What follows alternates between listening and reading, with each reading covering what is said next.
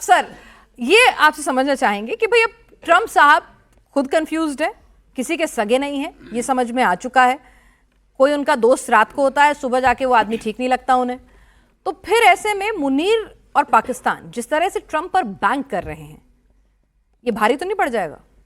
देखिए, मुनीर और पाकिस्तान कोई ट्रंप पे बैंक नहीं कर रहा है। उनको अपना प्रोजेक्शन कराना है एज अ पावरफुल प्लेयर, और अपने आप को प्रोजेक्ट कराना है। पाकिस्तान की जो अर्थव्यवस्था है हम सब जानते हैं, कटोरा लेके घूमते हैं, कहीं कुछ मिलता है, कहीं कुछ मिलता है, कहीं से दिया गया सऊदी अरेबिया पैसा वापस ले लेता है।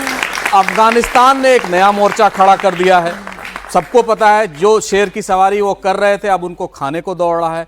तो जिस तरह की व्यवस्था बन रही है उसमें आप देखेंगी ट्रंप और मुनीर ये दोनों अपने इंडिविजुअल गेन्स के लिए, ट्रंप को क्रिप्टो करेंसी चाहिए, पाकिस्तान के एलिट्स वो क्रिप्टो करेंसी देते हैं, और उस क्रिप्टो करेंसी के आधार पर वो अपनी विदेश नीति बनाना चाहते हैं। और मुनीर साहब को ये पता है कि जिस दिन पाकिस्तान में फिर से अगर नया इलेक्शन हो, इमरान खान तब तक अगर जीवित रहें तो मुनीर साहब को कोई पूछेगा नहीं। क्योंकि आपको याद होगा जब इमरान खान साहब जब अरेस्ट हुए थे, जेल गए थे, उसके बाद जो आर्मी के ऊपर वहां के लोगों का गुस्सा भड़का था, जीएचक्यू को जला दिया था कितने। तो मुनीर साहब का इस समय सोल पर्पस है कि अपने आप को उस फील्ड मार्शल के पोजीशन से, जो फील्ड मार्शल की पोजीशन से वो हटे नहीं। इसके लिए उन्होंने संविधान में भी परिवर्तन किए, पूरी तरह से एक हाइब्रिड सिस्टम वहां चला रहे हैं। तो कहने का मतलब है ट्रंप साहब ये जानते हैं, और ट्रंप साहब को हमेशा मजबूत व्यक्तियों से रिलेशन करने की आदत है, चाहे वो पर मजबूती पचती नहीं फिर उन्हें, कोई उनसे आंखों में आंखें डाल के बात करे फिर चिढ़ जाते हैं, नाराज हो जाते हैं।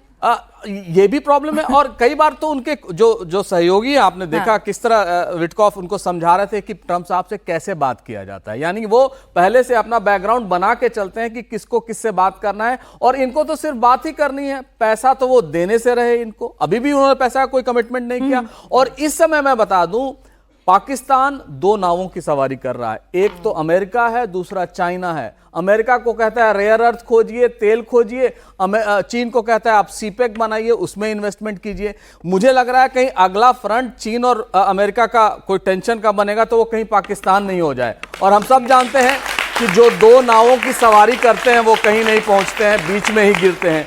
पाकिस्तान की भी वही स्थिति होने जा रही है। पाकिस्तान इस समय किस बूते पर खड़ा है? वो सिर्फ इस बूते पर खड़ा है कि उसके पास न्यूक्लियर वेपन है, उसी का वो दिखाता है डर भारत को भी, सऊदी अरेबिया को भी। उसका ब्लफ कॉल आउट कर दिया और हमने खत्म कर दिया उसको। और वो ये जानता है कि जिस दिन अगर हम उन कन्वेंशनल पैरिटी में उनसे हारे तो हम उस न्यूक्लियर वेपन का इस्तेमाल करेंगे। और अमेरिका भी ये जाता है, कई लोग तो कहते हैं कि जो उनका न्यूक्लियर बटन है वो अमेरिका के पास है।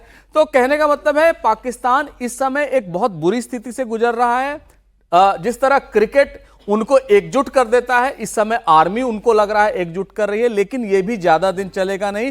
जहां सत्ता परिवर्तन होगा, मुनीर साहब का और ट्रंप की दोस्ती खत्म होगी। और मैं ये भी बता दूं, जब भी भारत और अमेरिका के जो ट्रेड रिलेशन सही होंगे, टैरिफ पॉलिसी सही हो जाएगी, उस समय उसको पाकिस्तान को अमेरिका हॉट पोटैटो की तरफ फेंक देगा, जो अपने जगह पे अपनी औकात पे आ जाएगा।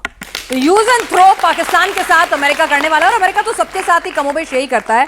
लेकिन अब कुछ आप लोग भी अपने सवाल तैयार, अरे बाप रे इतने सारे सवाल है, मैं तो वक्त दे रही थी इन्हें सवाल तैयार करने का, लेकिन ये लोग तैयार हैं जी।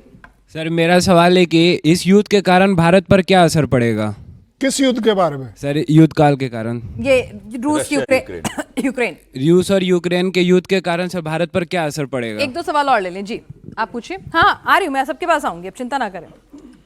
सर मेरा क्वेश्चन है कि भारत की तटस्थ नीति इस युद्ध काल में कितनी प्रभाव साबित हो रही है? क्या हमें एक पक्ष चुनना चाहिए? पक्ष चुनना चाहिए, ठीक है। इसका जवाब मैं आप लोगों से लूंगी जी।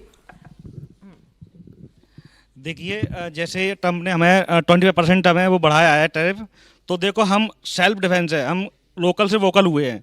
तो जब हम चाइना का बैन कर सकते हैं तो ट्रंप 25 और 30 और बढ़ा दे तब भी हम उनका वो नहीं करेंगे। तो यानी अमेरिकी सामान नहीं खरीदना है? बिल्कुल नहीं, अमेरिकी सामान नहीं खरीदना मैम।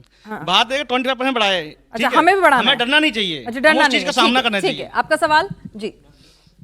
सवाल हाँ मैं ट्रंप साहब को बोलना चाहता हूं कि हमारे एक किताब में लिखा गया है कि आप जितने जितने ऊपर चलते जाएं उतने उतने हम्बल होना चाहिए। ये हमारे ट्रंप साहब को सीखना चाहिए हमारे देश के प्रधानमंत्री माननीय मोदी जी से, चलिए। क्योंकि जितना आप हम्बल रहेंगे उतना आप ग्रोथ सवाल नहीं है आपके पास, सलाह है। चलिए, बहुत बढ़िया। तो बेहतरीन सलाह। सवाल के पास लौटूंगी मैं। बेल सर, एक सवाल का जवाब आप दे दीजिए। रूस यूक्रेन युद्ध का हम पे कोई असर? देखिए, रूस यूक्रेन युद्ध की वजह से सप्लाई चेन का डिसरप्शन हुआ था। सप्लाई चेन क्या होती है? जो आप अपना जो रिसोर्सेज हैं, चाहे वो तेल हो गया या फिर मेटल्स हो गए या ग्रेन्स हो गए, फूड ग्रेन्स हो गए, जैसे कि हम कैस्टर ऑयल लेते थे यूक्रेन से, तो कहीं ना कहीं वो चीजें ग्रेन्स भी लेते हैं यूक्रेन से, कई देश अफ्रीकन देश लेते थे, तो उसमें डिसरप्शन हो गया। इसकी वजह से इन्फ्लेशन बढ़ा और भारत को भी उस इन्फ्लेशन का सामना करना पड़ा। लेकिन भारत ने बहुत क्विकली अडेप्ट करके अपना सप्लाई चेन को दूसरी जगहों पे बना लिया। लेकिन बात यह नहीं है कि रशिया यूक्रेन का युद्ध इतनी दूर है कि भारत को इफेक्ट नहीं कर रहा। बात यह है कि आज भी वो भारत की तरफ देखते हैं कि कोई रेजोल्यूशन कर सकता है तो भारत उसमें इन्वॉल्व हो सकता है। ठीक है, आपका सवाल होगी प्रोफेसर अंशुल, छोटे छोटे जवाब ताकि हम ज्यादा सवाल ले सके। इन्होंने कहा कि अब एक फ्रंट चुन लेना चाहिए, तटस्थ नीति बहुत ज्यादा फायदेमंद नहीं दिख रही है इनको। नहीं, बहुत फायदेमंद है।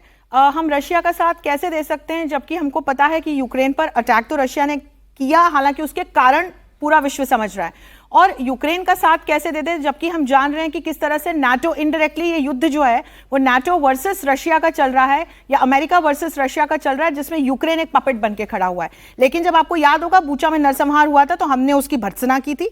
और जो जैसी जहां हमें ऑन द ग्राउंड जिस तरह की सिचुएशन दिखती है, हम अपने प्रिंसिपल्स को ध्यान में रखते हैं। हथियार खरीदने हो, तेल खरीदना हो, फायदा भी नहीं। एक जो हमारे विदेश नीति के तत्व हैं उनको हम ध्यान में रखते हुए वी आर एक्टिंग। और मैं कह दूं तटस्थ नहीं है, हम नॉन अलाइंड हैं, जिसको मल्टी अलाइनमेंट कहते हैं। All aligned है। हाँ, सामरिक स्वायत्तता हाँ, कहते हैं। हम बिल्कुल। उसका एक्सरसाइज करते हैं कि हम चुनेंगे कि क्या हमें डिसाइड करना है, कोई हमें आके बताएगा नहीं। तो तटस्थता सही शब्द नहीं है अंग्रेजी में, और हमारे इंटरनेशनल रिलेशन तटस्थ हम नहीं कहते हैं उसको। इनफैक्ट हम ये कहते हैं पिनास कि from non aligned we have become all aligned nation. सबके साथ है, सबके साथ है भाई, सबका साथ सबका विकास। हाँ, ये हम इंटरनेशनल डिप्लोमेसी में भी फॉलो करते हैं।